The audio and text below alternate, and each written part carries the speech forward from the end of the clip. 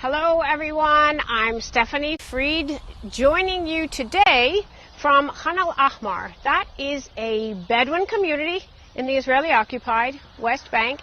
And I'm going to talk to you a little bit about where I am. I'm going to show you where I am before getting into the details of actually why I'm here. So first of all, let me just tell you where I'm situated. So I'm on a hilltop right in the middle of this community, and a Bedouin community, for those who may not know what a Bedouin community is, it's a nomadic or nomad community. People who in the past or past centuries and past decades would go from place to place, nomads, herders, traveling. More and more they actually, though, Bedouins stay in one place.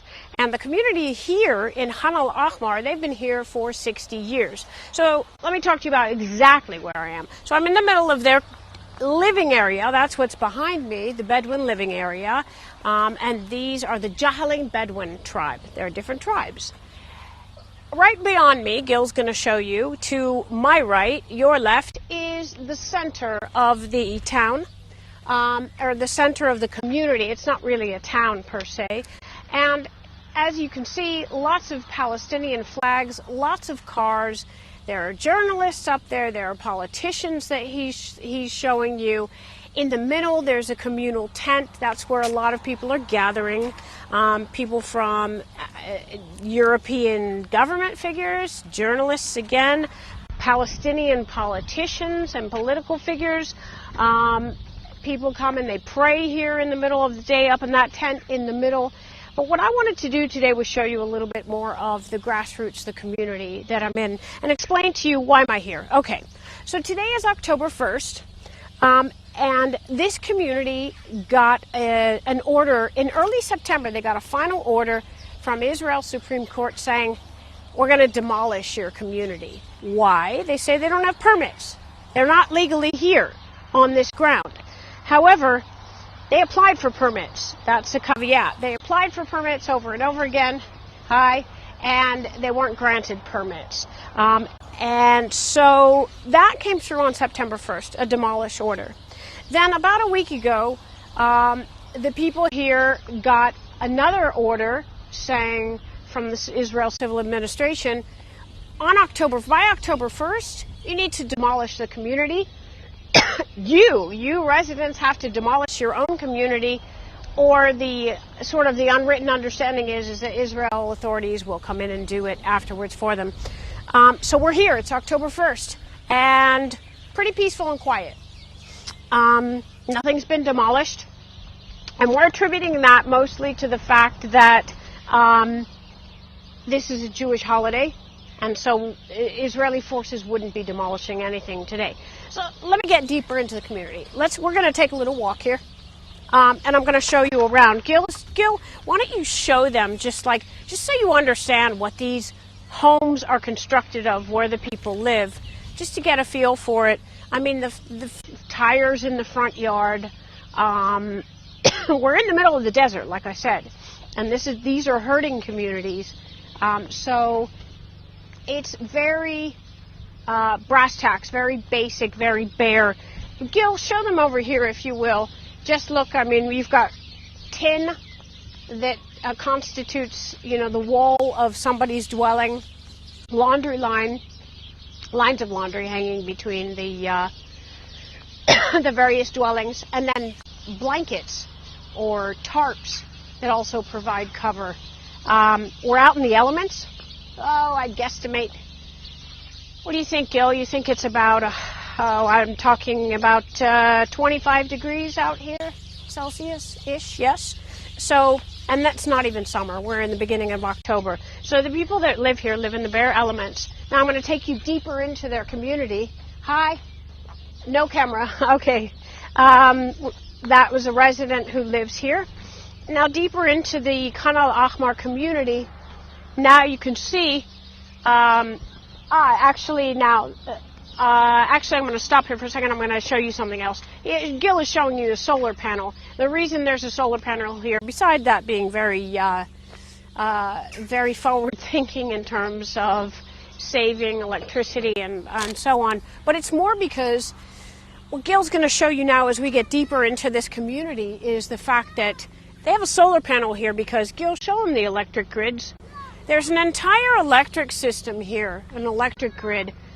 al-Ahmar, the community that we're in right now, they're not connected to that grid. Israel controls the grid. They're not connected. They've applied, just like they've applied for permits to live here for years and years, haven't been allowed to be on the grid. And as well, they're not on a water grid. They're not on a water grid, and so you're talking about people who have to pipe in water, use solar panels, use generators for electricity, and again, very basic. Now, I'm going to explain to you why the Palestinian Authority, the residents here, politically, the belief is that they were served demolition orders. Now what Gil's going to do is turn the camera around and show you the Jewish settlements on the hilltop that are surrounding this area. That's one. That's right there on that hilltop he's going to focus in. That's a Jewish settlement where all that green is. It's overlooking right into this area. According to international law, that's illegal because we're in Israeli-occupied Palestinian land. So that's one settlement. Gil, turn to your right. This is the viewer's left. There's the sign where you see a sign across that road. That's in the entrance to another settlement. The idea is the court is saying that strategically, militarily, they need to move out all of this community. It's 178 members because it's illegal, and that it's for military strategy reasons. But the politicians, Palestinian politicians, and European politicians, world leaders, are saying that they believe that what's going to happen is they're going to demolish this community. Eventually, there are dozens of others just like this here. Demolish those communities as well and build more Jewish settlements. Also, again, illegal according to international law. And moreover, demolishing this community would be a first for the entire dozens in this area, which is why there's been tremendous protest against raising this community, and it's being termed a war crime. European leaders have signed petitions. They've also come here to protest this area, this community being demolished. I'm going to show you something else down here. So now here we are in the valley. This is a community, and as you can see, Gil showing the donkeys. We're seeing the donkeys here, and let's see over here. If I take you up a little bit further out in this community, without falling, mind you. So Gil is showing you what the community looks like. This is how people are living. And look, you can say, well, look at how they're living, and they're on generators, and you can see the European Commission supplied some of these generators. There's a sticker there on one of them. You could say, well, I mean, this is pretty sparse and pretty bleak.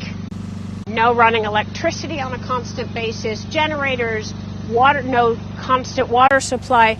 But you know what? Home is home. And nobody's to say to anybody what home should be. What home is home, basically. Say no more, essentially.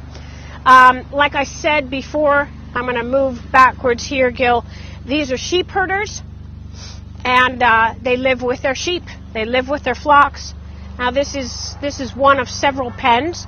We're going to show you now, Gil, show them the sheep. This is and the dogs are guarding the sheep, so they're not very happy about us showing up here. But they guard the sheep.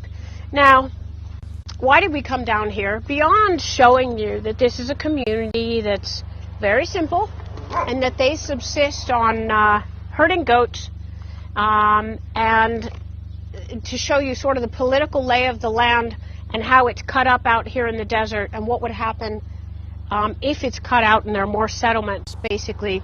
It also prevents a future Palestinian, a contiguous Palestinian state from being formed, because Jewish settlements in here would cut off Palestinian access to Jerusalem. It would cut basically a contiguous line.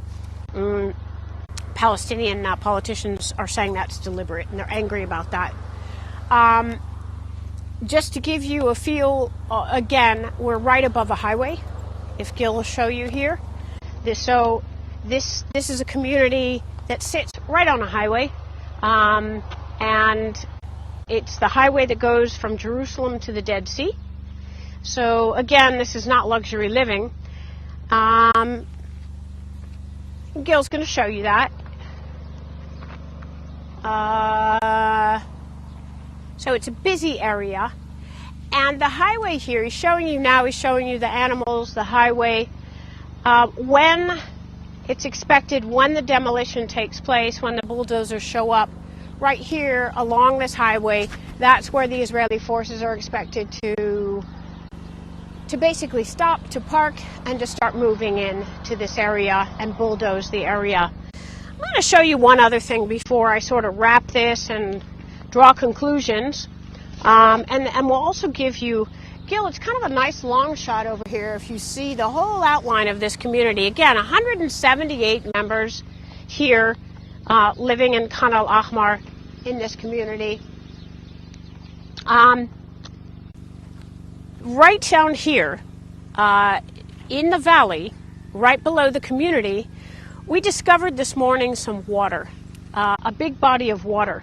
We were told that the settlers who live up in the valley above that we showed you earlier, that they've been dumping their waste, and it's been flowing down through the valley right here into the bottom of this community.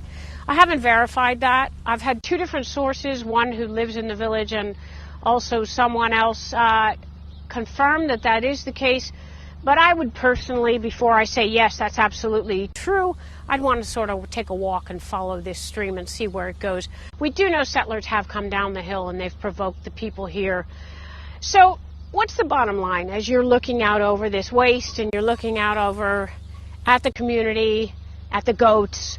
The bottom line is this: it's October 1st. Israel has said, demolish this place or we're going to demolish it for you. We believe it's not going to be demolished, certainly not today, the 1st. It's a Jewish holiday, as we cited earlier. As well, the German Chancellor, Angela Merkel, she's due here in 2 days. And the popular understanding is that Israel's not going to do anything because there is expected violence when they do bring the bulldozers here. They're not going to do anything that's going to mar that visit. So we don't know for sure. Israel does like to use the element of surprise, nighttime, come in, nobody knows. So essentially people are kind of waiting and standing by, and there's a lot of support coming in. But again, as we said, or as I said earlier, European leaders say this is a war crime, that if Israel demolishes this community, it'll be considered a war crime according to international law. We're here. We're here on the deadline because we wanted to see what's happening, wanted to see what community members are saying. They're stoic. They said they're not going to be violent when the bulldozers pull in, but they are going to form a human chain, passive resistance, peaceful protest. That's their plan. But the expectation is that things will get violent. So we're here today on October 1st for the deadline of the demolition of Khan al-Ahmar.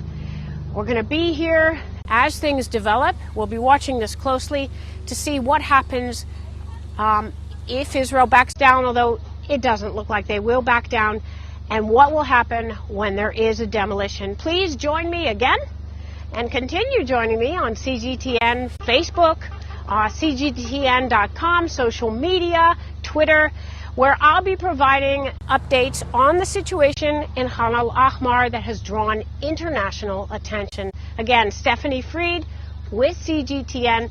Thank you. Signing off.